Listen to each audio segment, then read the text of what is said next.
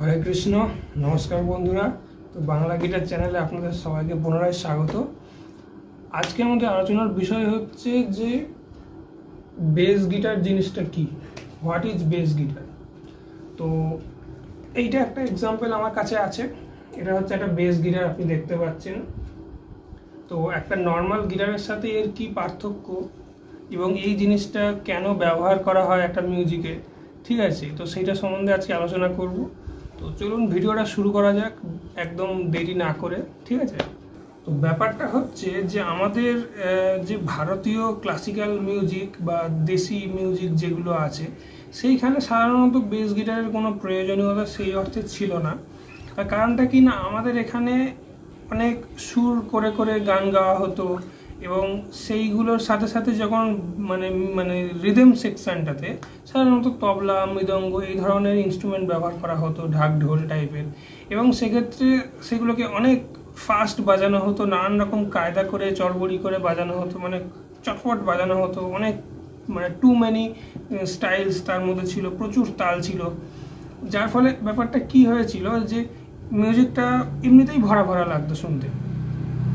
আর তাছাড়া এতটাই সুর করা হতো সেখানে, এতটাই তীক্ষ্ণ সুর থাকতো এবং এত মানে বাদ্যযন্ত্র ব্যবহার হতো, যেমন ধরুন এসরাজ, সিতার, তানপুরা ইত্যাদি, হারমোনিয়াম ইত্যাদি বাজানো হতো। যার ফলে আলাদা করে আর বেসের প্রয়োজনীয়তাটা ঠিক মানুষ তখন মানে উপলব্ধি করেনি এবং দরকারও ছিল না আমাদের দেশে। যার ফলে এই ইনস্ট্রুমেন্টটা আমাদের দেশে খুব একটা ব্যবহার হতো না। কিন্তু ওয়েস্টার্ন কালচারে এই ইনস্ট্রুমেন্টটার ব্যবহার অত্যধিক, মানে তৈরি তো হয়েছে ওখানে, তাই না? দেখছেন আকৃতিটা গিটারের মতোই। তো গিটারের মতো আকৃতিতে একটা ভিন্ন বাদ্যযন্ত্র তৈরি করা হয়েছিল, যার উদ্দেশ্য অন্যরকম ছিল। উদ্দেশ্যটা হচ্ছে যে ওয়েস্টার্নে যে ড্রামস ব্যবহার হয়, ড্রামসের মধ্যে কোনো রকম ফ্লো বা মুভমেন্ট ক্রিয়েট করা যায় না। আমাদের ভারতীয় শাস্ত্রীয় সঙ্গীতের সময় আপনি দেখবেন তবলা যে বাজাচ্ছে সে বাঁ হাত দিয়ে, বা মৃদঙ্গ যে বাজাচ্ছে সে বাঁ হাত দিয়ে এরম এরম করে স্লাইড করে তবলার উপরে দিয়ে একটা হুম হুম হুম করে একটা বোল মতো তৈরি করে, ঠিক আছে, যেটা বেসে করা হয়। এই ধরনের জিনিসগুলো তবলাতে এমনি করা যায় বাঁ হাত দিয়ে। তো সেই কারণে গানের ফ্লোয়ের সাথে সাথে তবলাটাকে উপর নিচে ওঠানো সেটা অনেক সময় করে ফেলতেন আমাদের এখানকার শিল্পীরা, কিন্তু যেটা ওয়েস্টার্নে সম্ভব নয়, কারণ ড্রামস তো হাত দিয়ে বাজানো হচ্ছে না, লাঠি দিয়ে কাঠি দিয়ে বাজানো হচ্ছে। আর সেখানে কি ও একইভাবে ওই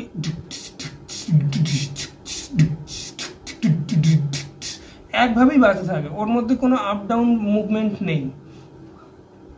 এর সাথে দ্বিতীয় যেটা সমস্যা হলো সেটা হচ্ছে যে গান একদিকে হয়ে যাচ্ছে আর ড্রামটা আরেকদিকে বেজে যাচ্ছে, যার ফলে গানের সাথে ড্রামটাকে ঠিক মেলানো যাচ্ছে না, মানে নোটস ধরে ধরে ড্রামের বাজনাটা উপর নিচে হচ্ছে না। সেই জন্যে এই যন্ত্রটাকে তৈরি করা হয় পরবর্তীকালে, যে গিটারের মতো দেখতে, যার ফলে এর মধ্যে সমস্ত গিটারের নোটস আছে, ঠিক আছে, ABCDEFG আর তার সমস্ত ফ্ল্যাট শার্প এভরিথিং, সমস্ত নোটস এর মধ্যে আছে। কিন্তু এটাকে অনেক অক্টেভ নিচে দেওয়া হয়েছে, মানে ফার্স্ট অক্টেভে বা 0 অক্টেভে দেওয়া হয়েছে, অনেক নিচে করে দেওয়া হয়েছে, যাতে এর আওয়াজটা অলমোস্ট ড্রামের কাছাকাছি হয়ে যায়। আপনি শুনতেই পাচ্ছেন, ঠিক আছে, এর আওয়াজটা অনেক লো।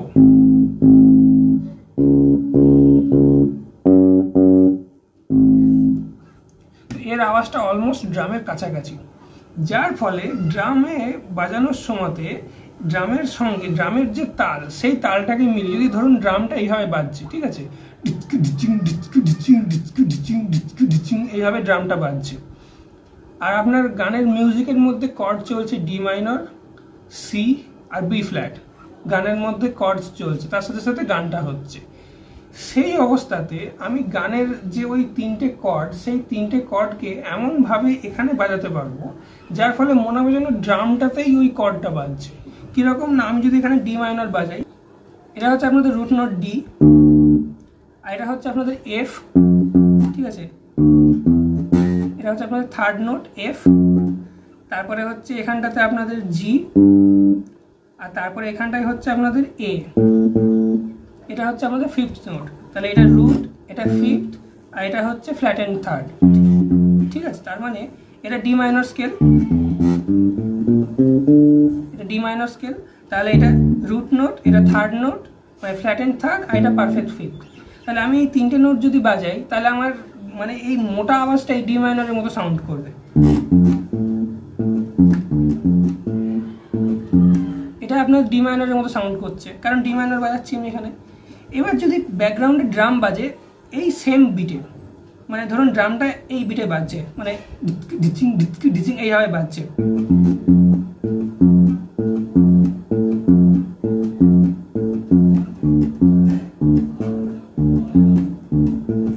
তাহলে কি হবে, ড্রামের বাজনাটাই শুনে মনে হবে যেন ড্রামটা ডি মাইনরে বাজছে।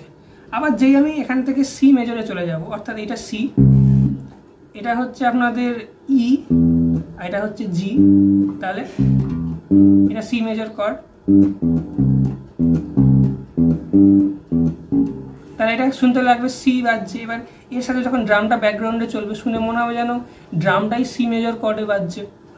আবার যখন আমি এইটা বাজাবো, এটা হচ্ছে বি ফ্ল্যাট, এটা হচ্ছে আপনাদের ডি, আর এটা হচ্ছে আপনাদের এফ, ঠিক আছে, বি ফ্ল্যাট ডি আর এফ, এটা হচ্ছে আপনাদের বি ফ্ল্যাট মেজর, ঠিক আছে।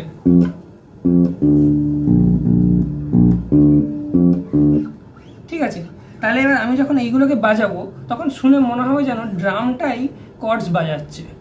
এই হচ্ছে ব্যাপার, কারণ আমি ড্রামের যে রিদিমটা সেইটাই আমি আঙুল দিয়ে বাজানোর চেষ্টা করছি, অথচ আমি বাজাচ্ছি গিটারের নোটসগুলো, মানে গিটারের কর্ডসের নোটসগুলো বা কিবোর্ডের কর্ডসের নোটসগুলো।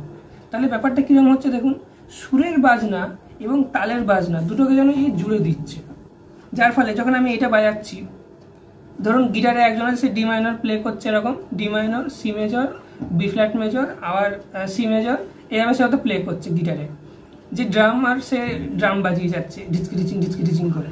আর আমি মাঝখানে যদি এইটা বাজাই তাহলে মনে হয় যেন ড্রামটাও গিটারের সাথে সাথে উপর নিচে হচ্ছে।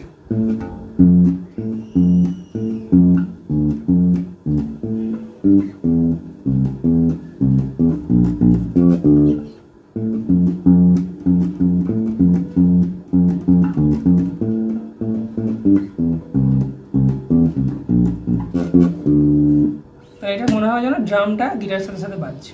এই হচ্ছে বেস গিটারের ব্যাপারটা, ঠিক আছে। তো এখান থেকে জিনিসটা শুরু হয়। এরপরে এটা তো আমি যদি পুরোপুরি কর্ডস বাজাই, যদি আমি কর্ডস না বাজাই শুধু রুট নোট বাজাই তাও হবে। ধরুন একটা কর্ড প্রোগ্রেশন চলছে যেখানে হয়তো ধরুন বি মাইনর বাজছে, তারপরে ধরুন এ মেজর বাজছে, তারপরে ধরুন জি বাজছে, আর তারপরে ধরুন এফ শার্প বাজছে, এফ শার্প মাইনর, ঠিক আছে। তো সেখানটাতে আমি বি মাইনর যখন বাজাচ্ছি আমি এখানে বি নোটটাকে ধরে আমি এখানে শুধু জাস্ট বি নোটটাকেই বাজাচ্ছি, যে কোনো রকম হতে পারে, ধরুন এরকম হচ্ছে।